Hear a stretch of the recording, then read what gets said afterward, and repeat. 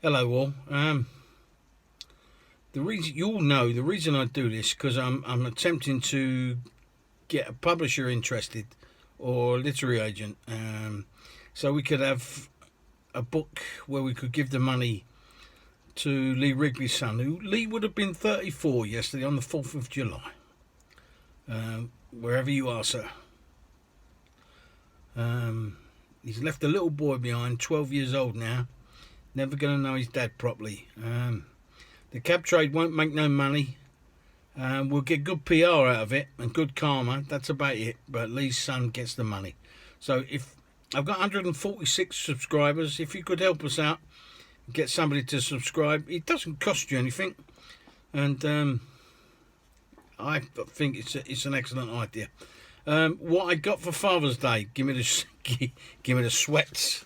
My son is completely addicted to, I can't see that, to London Underground, and I think he's got a season ticket to the Transport Museum.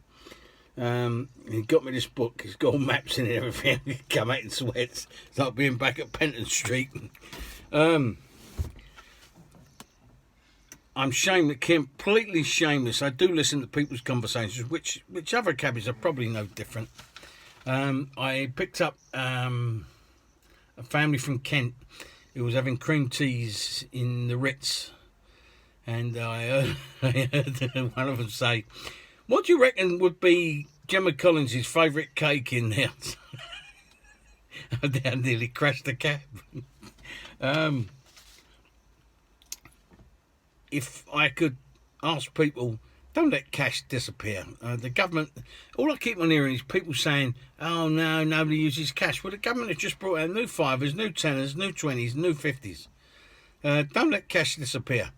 When you was a kid, did a nice uncle put a tenner or a fiver in a birthday card for you? What's he going to do now? Transfer a fiver or a tenner from his account to your account? Yeah, don't let cash disappear. One chap went to me, no, I know the rules. You pay a cabbie in cash. Lovely. A chap to follow on Twitter would be Kaiser Sosa. I think you pronounce his name Kaiser Sosa. He shows great respect for fallen members of the armed forces, and Kaiser's name is Keyser, surname Sosse. Give him a follow. It's worth giving him a follow. And last, I found a tweet really irritating about the mayor accepting Uber boats as part of his transport policy, and black cabs are not. That's really blinkered and stupid, if you ask me. Black cabs will bring London back to life. So, on to the stories. This is quite long, so I'm going to have to read some of it. Right. Ed the cabbie and the King's Road thief. All right. So, going west to east, near the 8/8 restaurant in the King's Road, a fellow jumps in and he wants South London. It's about 5 o'clock. He's got 2 bags. Where in South London, sir? He says Greenwich. Nice job. Okay, where in Greenwich? He's a bit vague. I'm in and ahhing. And he says the Cutty Sark. So I just think he's a bit pissed. So we reach Sloane Square and he says, I need to use the toilet, and tells me that he's going to leave his bags in the back. So I watched him walk off and checked these bags were there. He's gone into the bureau to change. Nice. He's getting some money. Next time I look up, he's nowhere to be seen. So I'm now waiting about 25 minutes. But he's not coming back, and I'd like to be paid. So I check his bags, and there's a phone number. So I thought I'd ring him in the morning, thinking he's pissed or wandered off somewhere. Next morning, I ring the number. Excuse my reading. And tell her in the voice, I'm the voice of, he says, are you the voice of the cabbie? I said, yes. You left your bags with me and never came back. And the voice informed that he thought his bags were stolen and his equipment. He'd got some very sensitive material on it, and would I bring it back to him? Yes, I'm on my way. When I got to him, he checked his bag and he said there was a great deal of foreign currency. I said, well, you claimed that you needed to go for a pee, and you went into the exchange place. He said he went into the pub. He said he got paid the fare, yesterday's fare, today's fare, and he said he got a nice tip as well. So, happy days. Next one is Scott's Paul, and it's a new telly. So, he's going through Notting Hill. Hello, driver. I've got a few drop-offs. Can we stop at Shepherd's Bush? And the passenger says his mate's going to meet him, and they're going to pick up a telly. And he struggles into the back with a 50-inch plasma telly, which they're not heavy, so it's a bit different. Good actor. He now wants healing. Pops in the house, comes out, back to Notting Hill. Says, just stay there. I'm not worried where he is, because there's £30 on the meter and I've got his plasma telly.